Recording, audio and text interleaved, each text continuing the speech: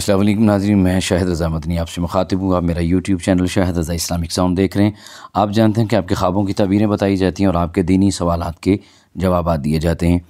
आज हमारे एक दोस्त हैं, बड़े मुअज़्ज़ज़ मोहतरम महमूदुल हसन साहब।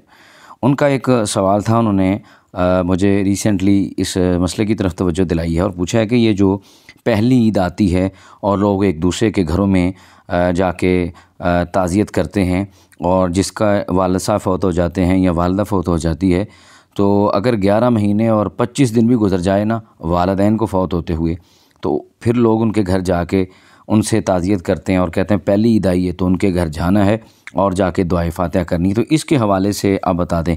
देखिए, 3 दिन से ज़्यादा शरीयत इस्लामिया ने सोग नहीं रखा। जो बंदा 3 दिन से ज़्यादा सोग मनाता है वो मकरूह अमल करता है।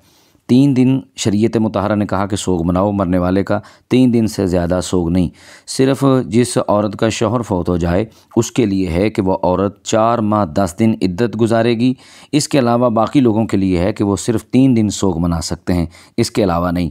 लेकिन हमारे यहाँ जहालतें, बिदअतें, खराफात, तवहम परस्तियाँ, बदशगुनियाँ और ये इस कदर बढ़ चुकी हैं कि हम साल के बाद भी दूसरे के घर में जाके पहली ईद समझ के और उसके घर जाके फ़ातिहा के लिए बैठते हैं।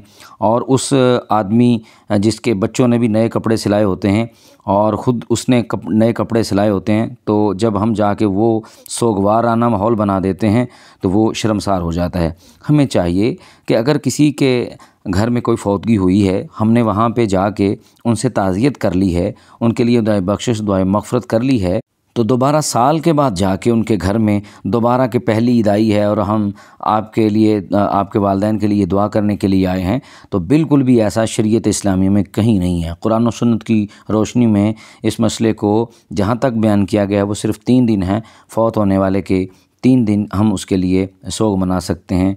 इसके अलावा अगर आप दुआ करना चाहते हैं कि हम फ़ौतशुदगान के लिए दुआ करें, तो उनके घर जाना ज़रूरी नहीं है और वो भी ईद के दिन जाना नहीं है ज़रूरी, जब वो उनके लिए खुशी का दिन है, उनके लिए नए कपड़े पहनने का दिन है। आप जाके वहाँ पे एक सोगवाराना माहौल बना देते हैं और जाके वहाँ पे रोना धोना डाल देते हैं। वो शख्स जिसने अपनी खुशी के साथ अपने कपड़े बनाए हैं, बच्चों के कपड़े बनाए हैं, जब आप उसके साथ जाके रोना धोना डालेंगे, उसकी खुशी में आप जो है एक नया सोगवाराना माहौल बना देंगे, तो ये बिल्कुल जायज़ नहीं है।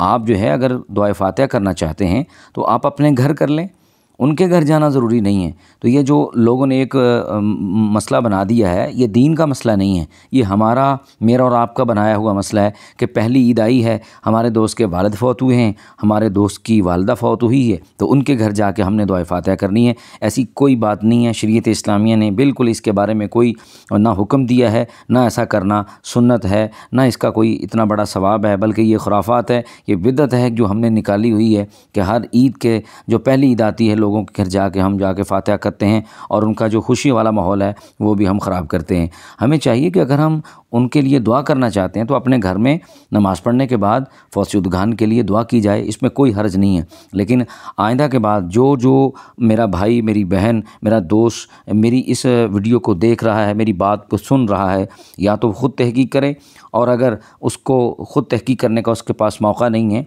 तो फिर उसको चाहिए कि आइंदा के बाद ऐसी खराफात से अपने आप को निकाल दे।